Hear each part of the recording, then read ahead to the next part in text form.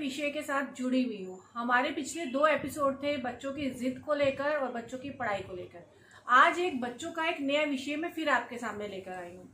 हो सकता है कि आपके बच्चों की समस्या इस विषय के साथ जुड़ी हो, क्योंकि इसमें थोड़ा सा हम हाथ के साथ बच्चों की किस तरह से बच्चे पढ़ाई करते हैं और आप उनको किस तरह से समझ सकते हैं, हम इसके बारे में हम बात करेंगे।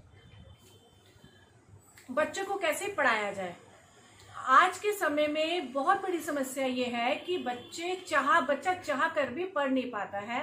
वह सारा दिन किताबों में ही खोया रहता है और बहुत मेहनत करता है, लेकिन फिर भी उसको मनचाहा परिणाम नहीं आता है उसका। हर एक बच्चे का दिमाग अलग होता है, एक जैसा कभी भी नहीं होता है। सभी के पास एक विशेष दिमाग अवश्य होता है। अगर आपके बच्चे के अंगूठे में यह व्हाइट चंद्रमा, सफेद चंद्रमा होता है, यहाँ पर अंगूठे में जड़ में एक सफेद रंग का चंद्रमा सबके हाथ में होता है। अगर यह आपके बच्चे के हाथ में नहीं है तो आप बच्चे को समझाएं कि वह लिख लिख कर चीजों को याद करे और याद करने के बाद खुद अपना लिख कर टेस्ट ले, क्योंकि ऐसे बच्चे को आसानी से याद नहीं होता है।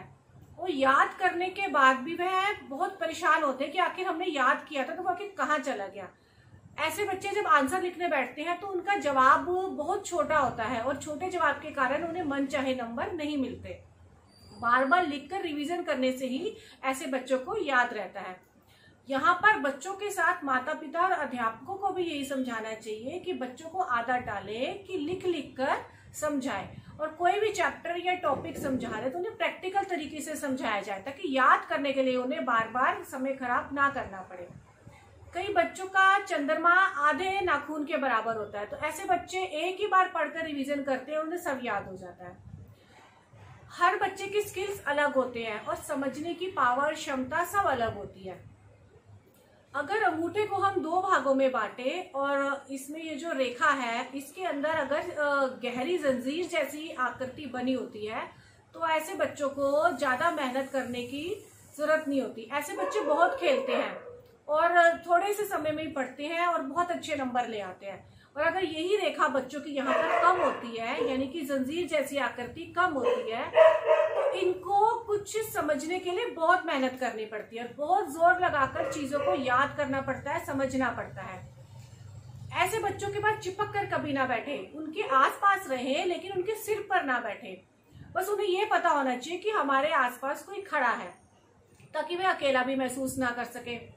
ऐसे बच्चे को किसी खुले कमरे, किसी खुली जगह पे पढ़ने के लिए रहे। अगर अंगूठे का नीचे वाला हिस्सा और ऊपर वाला हिस्सा बराबर होता है तो ऐसा बच्चा हमेशा अपनी मर्जी करेगा, वह आपकी किसी की कभी नहीं सुनेगा। उसके पढ़ने के अपने ही नियम होते हैं। और अगर ऊपर वाला हिस्सा कम हो, यानी कि दोनों के मुकाबले ये हिस्सा छोटा होता है, तो ऐसा बच्चा पढ़ने में बहुत मेहनत करेगा, तभी उसको सफलता मिलेगी। ऐसे बच्चे प्रैक्टिकली समझ पाते हैं, याद करके रट नहीं सकते। ये लोग डिजिट वाली चीजों को बहुत जल्दी समझ लेते हैं। इनको भी लिख लिख कर याद करना चाहिए, तभी लैंग्वेज चीज इन्हें याद हो पाएगी।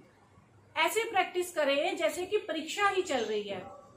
अगर बच्चे का ये जो नीचे का हिस्सा छोटा है तो ये लोग गणित में इनकी अच्छी महारत होती है, कैलकुलेशन पावर भी इनकी अच्छी होती है, इनकी लैंग्वेज बहुत कमजोर होती है, यानी कि इन्हें याद नहीं रहता कुछ भी। ऐसे बच्चों को शुरू से ही याद करने के बाद लिखने की आदत डालें और सुनने की आदत डालें। कुछ बच्चों का अंगूठा बहुत ही फ्लेक्सिबल, लचीला होता है, यानी कि पीछे को बहुत जल्दी मुड़ जाता है। ऐसे बच्चों का मन बहुत ही चलायमान होता है। ऐसे बच्चों को TV, game, mobile, laptop, TV, party safe, दोस्तों से दूर रखें।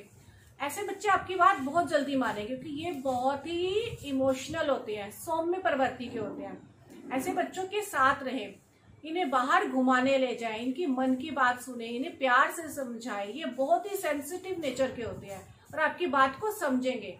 ये बच्चे प्यार से बैठेंगे और आपकी बात भी अवश्य मानेंगे। आप इन्हें समझाएं। बाकी आजकल के बच्चे ये बात जरूर याद रखें कि आने वाला समय सिर्फ उन्हीं का है जो मेहनत करेंगे और अपना लक्ष्य निर्धारित करके आगे बढ़ेंगे। फिर आप खुद ही देखना आपका फोकस, आपकी सफलता आपके आने वाले कल को कैसे निखारती है। तो इसी तरह से अगर आप छोटे छोटे जो हमने पहले की वीडियो में आपको उपाय बताया, वो उपाय फॉलो करें और व्यवहार को भी बदलने की कोशिश करें। और कुछ नियम ऐसे भी हैं जिसको करने से और जिसको समझने से आप खुद देखेंगे कि आने वाला समय आपके साथ आपकी सफलता के रास्ते पर आपकी मंजिल तय करेगा। तो हम अपने बच्चों के विषय को यहीं पर समाप्त करते हैं।